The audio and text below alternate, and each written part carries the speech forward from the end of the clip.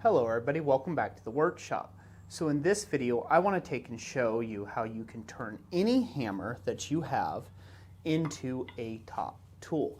Now this is a ball peen hammer, or well, not a ball peen, this is a cross peen hammer, but it's got a ball face to it on this end, but it's got a really nice sharp cross peen here that's really nice for adding texture into several different types of pieces and whatnot.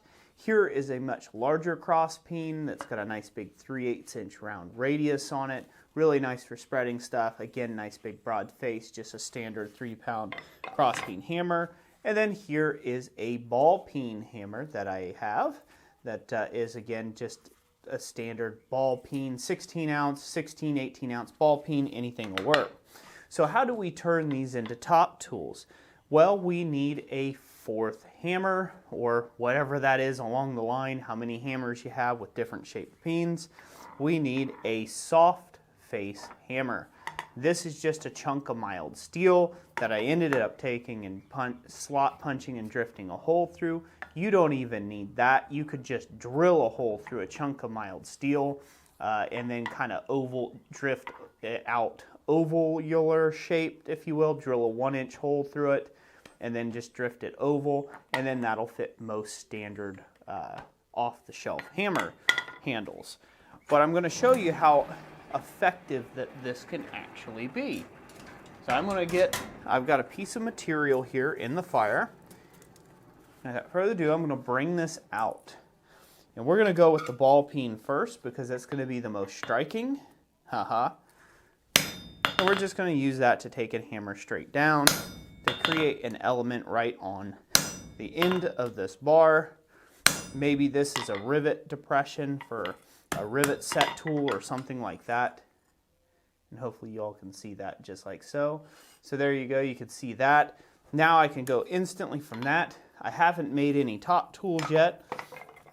I can go instantly from that, and now I can use my cross peen hammer to add a line to this. I can take and spread this material. We'll get this hot again. I could do all sorts of different things here with this piece. And all I'm using is a cross peen hammer as a set tool. So let me heat that back up real quick. Get that back in the fire.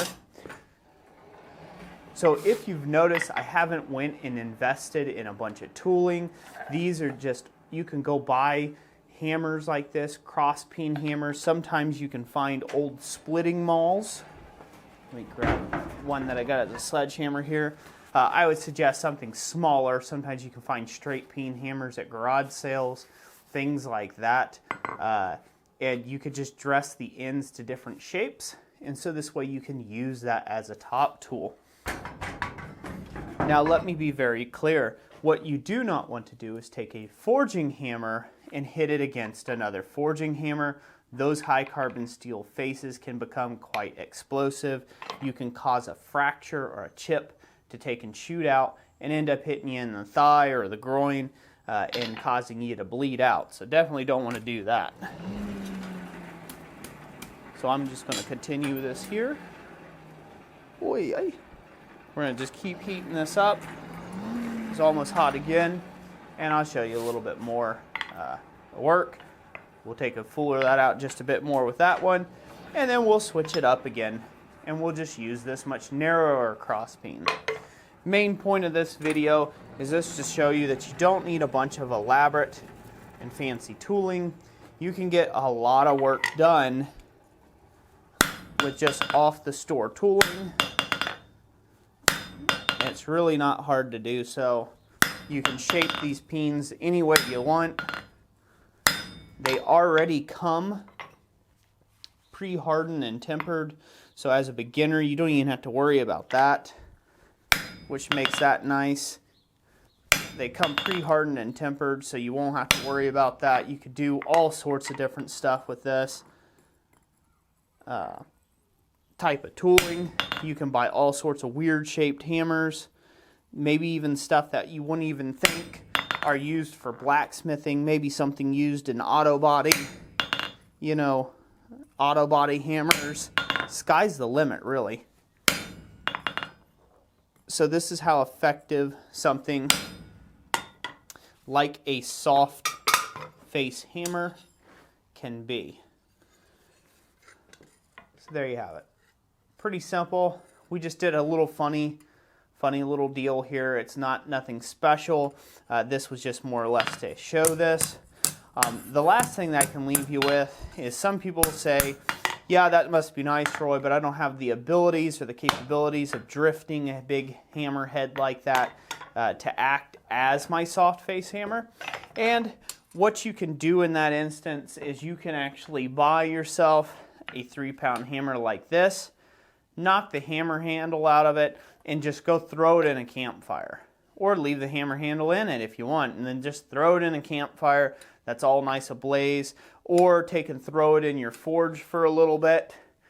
Bring it up to a nice bright temperature, like, you know, a nice bright yellow, well, a dull yellow to bright orange material temperature. Pull it out, let it cool off, dress your edges, and it's a softened hammer then. It's still a high carbon hammer, and you may find if it starts to kind of spread a little bit and chip, that you may have to redress it and re-anneal it, as these will work harden if it's high carbon steel. And, you know, right there you go. So you can have a soft face hammer like this.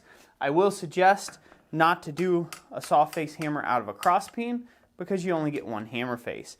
I would get what they call a driving hammer or a drilling hammer. That way it has 2 faces on it, so when you wreck one completely, you can wreck the other one before needing to replace it. And hammers like this will last you almost indefinitely. They will expire after a while. I've made this one about a year ago, and it's still holding up really well.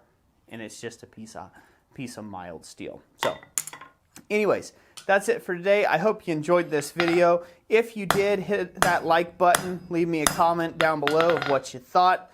Let me know what type of tooling that you think you could make use of to turn into top tools with a soft face hammer.